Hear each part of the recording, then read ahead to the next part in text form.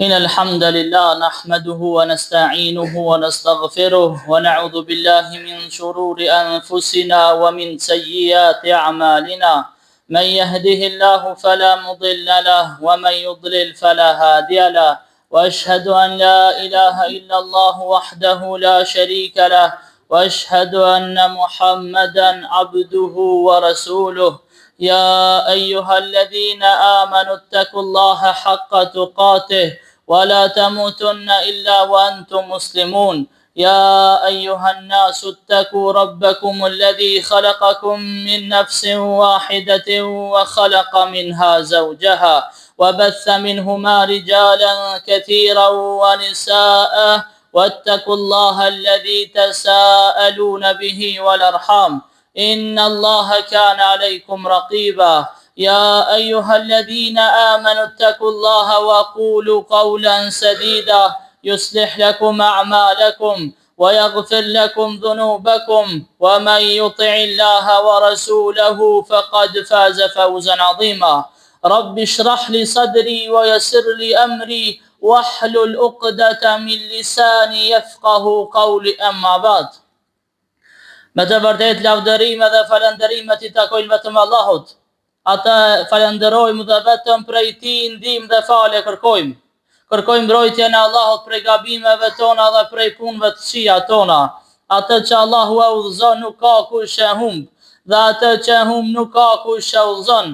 Dëshmoj se nuk ka Zot tjetër që meriton të adhurohet pos Allahut dhe se Muhamedi alayhi salam është rob dhe I dërguar I Tij. Ka thënë pejgamberi alayhi salam në hadith se besimi I njeriut nuk është në rrugën e drejtë përderisa edhe zemra e tij nuk është në rrugën e drejtë. E zemra e njeriut nuk është në rrugën e drejtë përderisa gjuha e tij nuk është në rrugën e drejtë, ta flet të vërtetën, të flet vetëm fjalë të mira. E drejtimi I gjuhës çon në përmirësimin e zemrës.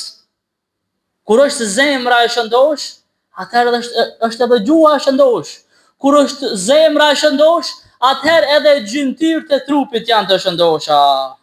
Ka thënë pejgamberi alayhis salam, kur biri I Ademit zgjohet në mëngjes, të gjitha gjymtyrët e tij I nënshtrohen gjuhës e I thonë, ki frikë Allahun, I thot ndaj nesh. Ne jemi ashtu si që ti të pasojmë ty. Nëse ti je në rrugën e drejtë, atëherë edhe ne do të veprojmë drejt. Nëse ti veprojmë shtremt, atëherë edhe ne do të veprojmë shtremt. Për këtë shumica e mëkateve të njerëzve vijnë për shkak të gjuhave të tyre. E kur është pyet pejgamberi alayhis salam se cili është muslimani më I mirë, cili është besimtari më I mirë, ka thënë pejgamberi alayhis salam se ai prej gjuhës edhe prej dorës së të cilit muslimanët e tjerë janë rahat. Kërka se ngacmon me gjuhën e vet. Për kërka nuk flet fjalë të këqija, kërka nuk e përgojon, me dorën e tij nuk e ngacmon kërkan. Ky është muslimani më I mirë, ky është besimtari më I mirë. Është pyetur se si të arrijmë shpëtimin. Dhe ka thënë pejgamberi alayhis salam, mbaje gjuhën tënde. Kontrolloje gjuhën tënde se çka flet. Dhe thot, le të mjaftoj shtëpia jote. Le të mjaftoj ata të cilët ta ka dhënë Allahu subhanahu wa taala ty. Mos I këshir halket. Mos I këshir tjerët, këshire vetveten tënde. Dhe thot çaj për mëkatet e tua. Mërzitu për mëkatet e tua. Pendohu për mëkatet e tua. Dhe dush me pas gojle të madhe për mëkatet që ja ke vë krijuesi të gjithësisë. Allahu të ka dhënë të mira, ndërsa ti të mirat e Zotit ja ke kthy me mëkate. Çaj dhe mërzitu edhe pendohu te Allahu subhanahu wa taala. Ibn Gjeriri, Allahu e mëshiroft, ka thënë se Lukmani ishte rob, ishte I zije dhe ishte bustrash, I kishte buste trasha. Një njeri erdhi një ditë dhe pa Lukmanin duke I dhënë këshilla njerëzve të tjerë, duke I këshilluar njerëzve, duke I marrë ders njerëzve të tjerë. Dhe pyeti, a nuk je ti ai çobani që kena rujt bashkë dhënt? Kështu pi thot Lukmanit. Dhe pi thot, cila është ajo punë që e ke bë, që Zoti të ka ngrit ty çka lart. Tu ti çobani janë kanën, tu ti kanë rujt dhënt, ndërsa njëri tash po bëhet njeri me autoritet, pi këshillon tjerët, po afrojnë njerëzit me marrë mësime, me marrë këshilla, po çka të ka bë ty që njerëzit më afrua afër teje, edhe ti më këshillu njerëzit e tjerë? Thot gjithmonë thot e kam thënë të vërtetën. Gjithmonë e kam fol hakun. Edhe kam heshtur ndaj atyre gjërave që nuk më kanë hyrë punë, që s'kan pas dobi. Pra, çish ngrihet autoriteti i njerëzit, çish ngrihet vlera e njerëzit kur e flet të vërtetën. Kur flet vetëm fjalë të mira dhe nuk merret me gjëra që nuk i bojnë dobi atina. Nuk merret me gjëra që i bojnë dobi. Prandaj njeriu do të pas kujdes të madh se çka flet me gjuhën e tina. Çka thon pejgamberi, le ta ruaj, le ta kap gjuhën e tina. Me ruaj gjuhën prej fjalëve të kota, prej fjalëve të këqija, prej fjalëve që e hidherojnë Allahun subhanahu wa taala. Pra, si që cega se ati që i drejtohet gjuha, i drejtohet dhe zemra, e si rjedhoj, i drejtohen edhe gjymtyrët e trupit. E pastaj do të vjen frytet, kam i vjen frytet, e kësaj në të dy botët. E prej këtyre fryteve, është qëndrueshmëria në fejnë Allahut. Dihet se zemra njeriut mund të mu lëkund. Sot je i udhëzuar, nesër mush me deviju. Sot je i devijum, nesër mush me udhëzu. Prandaj, prej gjërave më të rëndësishme fe është qëndrueshmëria. Mu koni qëndrueshëm, mu koni lëkundur në fejnë Allahut deri në frimarjen e fundit. Pastaj, jetë e bukur. Qysh mund të mos e pas jetë bukur ai i cili është fjalë mirë? Ai i cili është fjalë bukur, ai i cili bën vetëm vepra të mira, qysh mund të pas jetën e keqe? Ai i cili ka zemrën e pastërt, i ka fjalët e mira, po edhe nëse ka sprovën këtë botë, edhe nëse ka të lashe, prap ka me pas jetë të mirë në krahasim me njerëzit e tjerë. Prap ka me pas jetë lumtur në krahasim me njerëzit e tjerë. Se fjalët e mira, veprat e mira janë shkak, janë sebeb për lumturi. Janë sebeb që Allahu më na bë të lumtur neve në këtë botë edhe në botën tjetër. Përgëzimi në momentet e fundit, ai i cili ka zemrën e mirë dhe i ka fjalët e mira, kjo është sebeb që ai me pas përfundimin e mirë. Gjithashtu dhënia e pushtetit, që sheceka ngjarjen e Lokmanit, Allahu i ka dhënë pushtet për shkak të gjuhës së tina, për shkak se ka thënë hakun, e ka thënë të vërtetën, ka fol fjalë të mira dhe ka hesh ndaj sendeve që nuk i bëjnë dobi. Pra këtë jep pushtet. Edhe më e rëndësishmja është fitimi i xhenetit. E fiton xhenetin, e fiton kënaqësinë e Allahut, i fiton të mirat në xhenet që Allahu i ka përgatitur për fjalë mirët, për vepër mirët.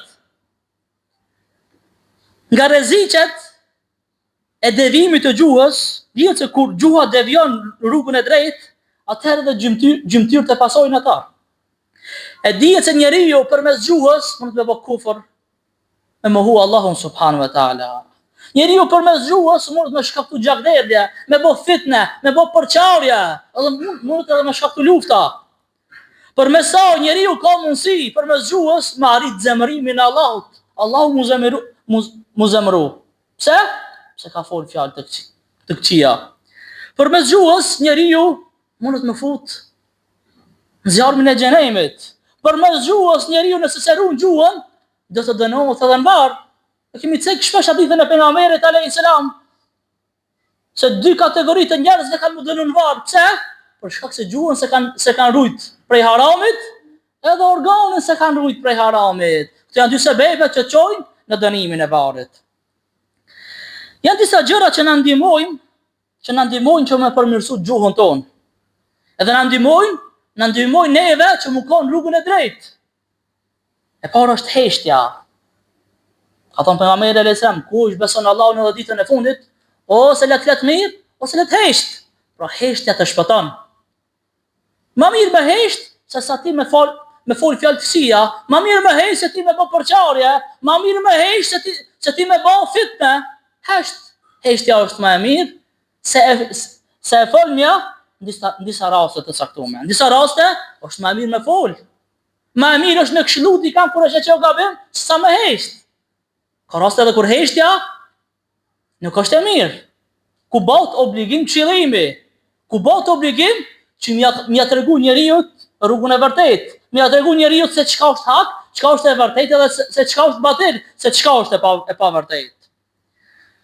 Mbajtja e gjuhës ndaj gjërave të kota. Hadithi ku tregohet ku shpëtimi, ka thënë moje gjuhën tane. Që aty shpëton njeriu. Tjetër është përmendja e Allahut.